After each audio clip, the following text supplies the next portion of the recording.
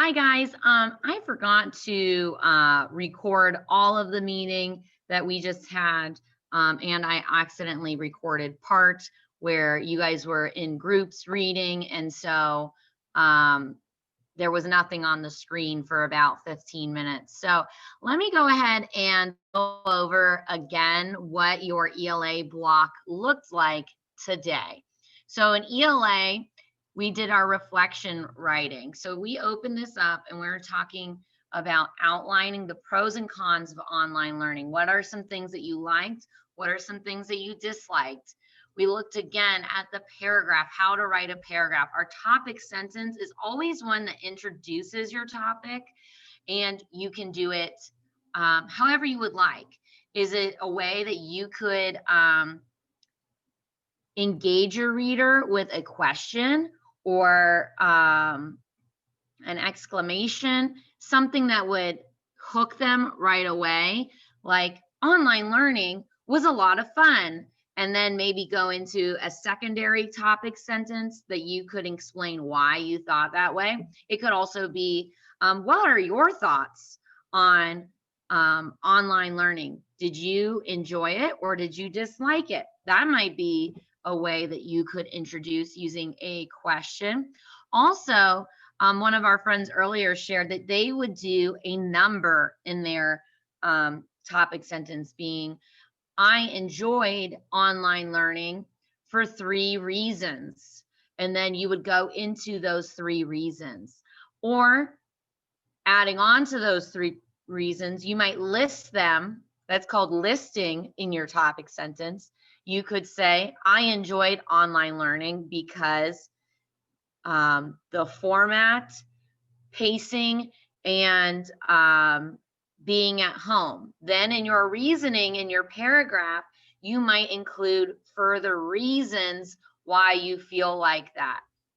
So we went over our likes about online learning. Remember, mine yesterday is from a teacher's perspective, and what you guys shared in our meeting was some things that were a little bit different. So things that friends shared about what they liked in online learning included things such as being at home, being around siblings more often, helping those siblings either on their work or hanging out with them at recess. You felt like maybe you got closer with them. You might have also enjoyed the pacing of online learning, that you could kind of work through the assignments at your own pace versus how it is online. And some of you also included that maybe you felt safer at home because of this whole virus. And so that made a positive for you. There were also many more reasons. Those are just a few. Your outline today that you were working on are the dislikes of online learning. So Mrs. Pierce's teacher reasons are a lot different than student reasons, although some of them are a little bit the same. Most of mine concentrated on missing seeing students in person and feeling very lonely sitting in an empty classroom. Some of you also responded that you miss seeing friends or your teachers in person, getting to talk and have those relationships while in person. Some of you also missed having paper and pencil and the fresh copies and all of that. I also missed seeing your artwork and things like that, generally things that I can't really see online. So various reasons why you disliked online learning. So you have to include your reasons, your topic sentence, and then your conclusion sentence might be very similar to my conclusion statement. Mine reads, these are the reasons why I disliked online learning this school year. Okay. I went into what the final copy would look like for this. The final copy for this will be a Friday letter to Mrs. Pierce, where it's going to include, Dear Mrs. Pierce, and then you're going to go into the 2 paragraphs. This is what I liked about online learning. Reasons, conclusion. That's 5 sentences. Second paragraph, topic sentence, reasons, closing it out with your conclusion. That's about dislikes. You're going to sign it off with sincerely your name. Your student, your name. Okay? So that is what we did for writing today, and I gave you some time to do this in class. In ELA for reading, I gave you the opportunity to please reread Girl Can't Dance. We read it for a third time today. And when you opened up this Google form, what we did together were the questions at the bottom. And then I wanted you to think about those questions that are multiple choice on your own. So I'm going to kind of type what my friends told me their answers were for this. So let's go ahead and read the question, and then I'm going to type what the answers that you gave me were. So let me go ahead and find, I know, number 9. It says, how do Emma's feelings about being famous change from beginning of the story to the end of the story? Use evidence from the story to support your answer. So let's go ahead and first UPQ our response. So my response is going to start off with Emma's feelings about being famous definitely changed from the beginning of the, oops, I'm typing too fast. From the beginning of the story to the end. At the beginning of the story, Emma says the most important thing to her is being famous.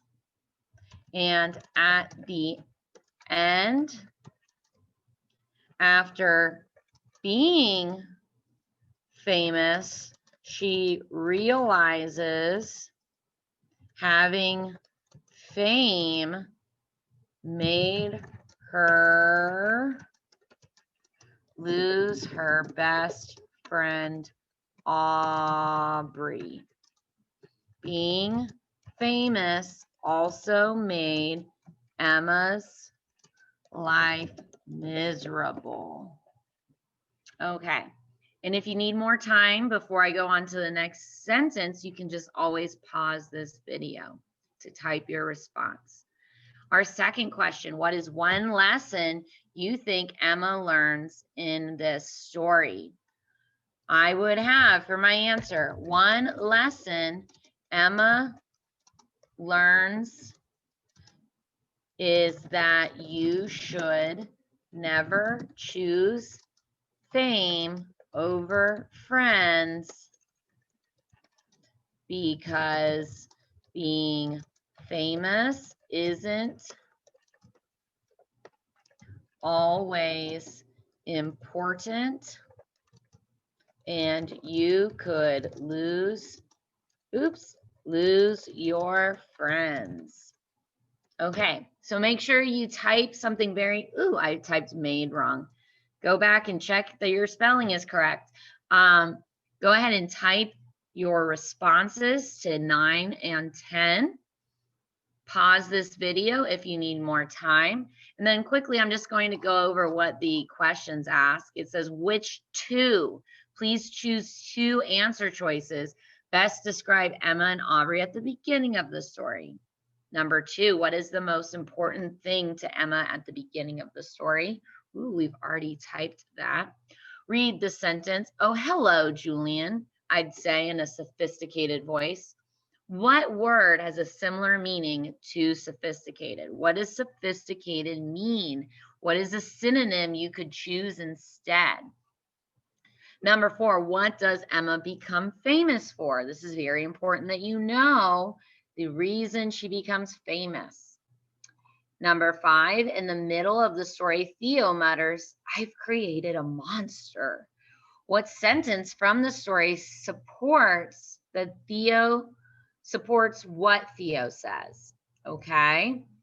Number 6, the line, as quickly as I had become a celebrity, I had turned back into a pumpkin. shows that Emma has become unlikable, popular, scary, or ordinary.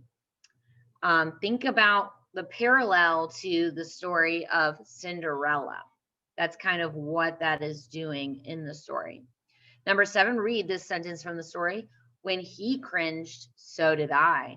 What does the word cringe tell you Emma is feeling? Confident, discouraged, embarrassed, impatient.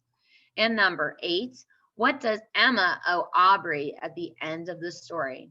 Lunch, a video, sunglasses, or an apology? All right, do your best and submit it when you are confident that you completed your best work. Bye, guys.